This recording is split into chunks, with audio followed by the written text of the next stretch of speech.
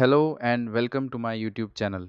आज हम डिस्कस करने जा रहे हैं एशिया में सबसे अधिक कंटेस्टेड जियोपॉलिटिकल इश्यूज में से एक साउथ चाइना सी डिस्प्यूट या दक्षिण चीन सागर विवाद के बारे में।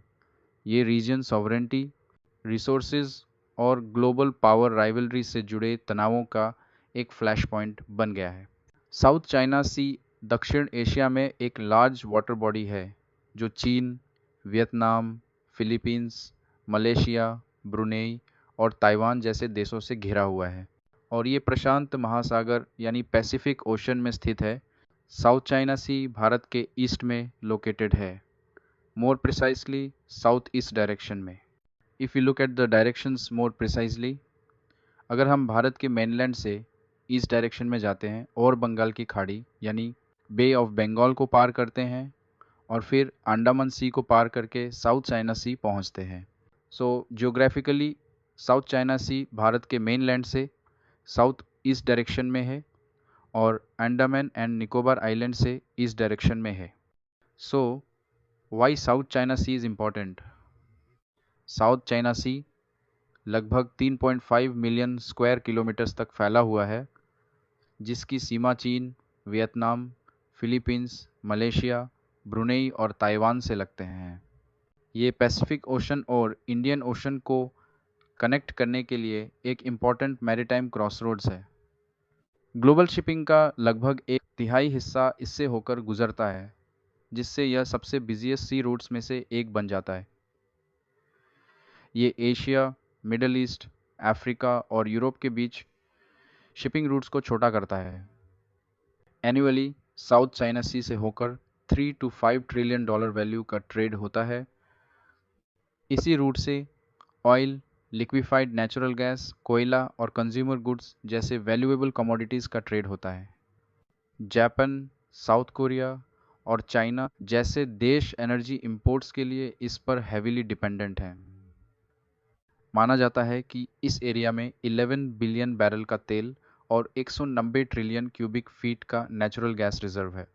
तो आइए अभी हम जानते हैं what is the dispute in the South China Sea. तो हमने पहले वीडियो में आप लोगों से डिस्कस किया था मैरीटाइम बाउंड्रीज के बारे में, United Nations Convention on the Law of Sea के बारे में, जो समुद्री सीमाओं को बहुत सारे जोन्स में डिवाइड करके रखा है और कॉन्फ्लिक्ट्स को कम करने के लिए स्पष्ट रूल्स बना के रखा है। लेकिन साउथ चाइना सी में एक ऐसा देश है जो United Nations Convention on the Law of Sea के रूल्स को बिना माने साउथ चाइना सी में अपना कंट्रोल रखना चाहता है। साउथ चाइना सी को केवल अपना प्रॉपर्टी मानते हैं और साउथ चाइना सी के आसपास के बाकी देशों के नाक में दम करके रखा है। वो कोई और नहीं, हमारा पड़ोसी देश चाइना है, जो ऐसे ही अपने एक्सपेंशनिस्ट पॉलिसी के लिए बदनाम है। दुनिया में चाइना एक ऐसा देश है जिससे हर पड़ोसी देश परेशान है। वियतनाम, फिलीपींस, मलेशिया, ब्रुनाई, ये देश यूनाइटेड नेशंस के रूल्स के हिसाब से अपना मैरीटाइम बाउंड्रीज को मानता है, लेकिन चाइना इसे रिजेक्ट करता है। तो आइए हम मैप के सहारे डिस्प्यूटेड एरिया को समझते हैं। ये है हमारा भारत और भारत के साउथ ईस्ट डायरेक्शन में हम अगर जाएंगे अंडमान सी को पार करके तो हमें ये मिलता है साउथ चाइना सी।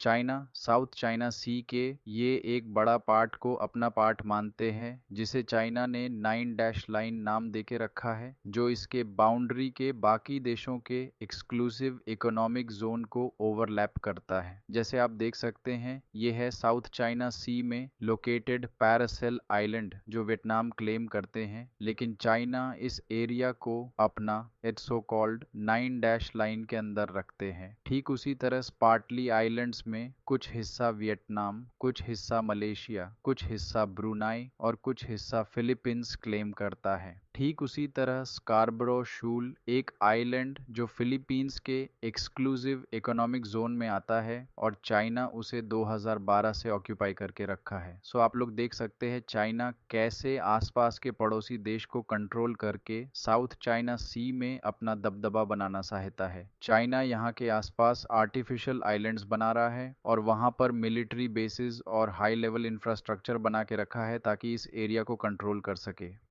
तो चलिए अभी हम जानते हैं क्यों यूनाइटेड स्टेट्स इस एरिया में इंटरेस्टेड है। साउथ चाइना सी में यूनाइटेड स्टेट्स का ना कोई आइलैंड्स है या तो ना कोई भी टेरिटरी को यूएस क्लेम करता है, तो क्यों यूनाइटेड स्टेट्स डीपली इन्वॉल्व्ड रहता है साउथ चाइना सी डिस्प्यूट में? क्या यूनाइटेड स्टेट्स बाकी देशों का मसीहा बनना चाहता है, जैसे वो डेमोक्रेसी का मसीहा बनता फिरता है? उसका आंसर है नहीं। दोस्तों, यूनाइटेड स्टेट्स का फॉरेन पॉलिसी का एक फॉर्मूला है जो यूनाइटेड स्टेट्स का former secretary of states Henry Kissinger ने बोला था। United States has no permanent friends and no permanent enemies. It has only permanent interests. इसका मतलब है यूनाइटेड स्टेट्स किसी का सगा नहीं है। जहां पर उसका डीप इंटरेस्ट होता है वहां पर यूएस डीपली इन्वॉल्व्ड होता है। यूनाइटेड स्टेट्स अपने स्ट्रेटेजिक, इकोनॉमिक और सिक्योरिटी इंटरेस्ट्स के कारण इस एरिया में डीपली इन्वॉल्व्ड है। अमेरिका के मुताबिक South China Sea United Nations Convention on the Law of Sea के तहत इंटरनेशनल वाटर है। लगभग 3 से 5 ट्रिलियन डॉलर का ट्रेड एनुअली इस एरिया से होता है, जिसमें अमेरिका का इंपोर्ट्स एंड एक्सपोर्ट्स शामिल हैं। अगर चाइना इस एरिया को कंट्रोल करता है तो वो ट्रेड रूट्स और एयर स्पेस को ब्लॉक कर सकता है। इसीलिए यूनाइटेड स्टेट्स चाइना को चैलेंज करने के लिए फ्रीडम ऑफ नेविगेशन ऑपरेशंस के नाम पे अपना वॉरशिप्स और एयरक्राफ्ट भेजते रहते हैं। साउथ चाइना सी पर कंट्रोल का मतलब है एनर्जी रूट्स, फिशिंग रिसोर्सेज और under sea oil and gas reserves पर कंट्रोल करना। अमेरिका को डर है कि चाइना उस रिसोर्सेज पर मोनोपोलाइज कर सकता है और ग्लोबल सप्लाई चेन को डिसरप्ट कर सकता है।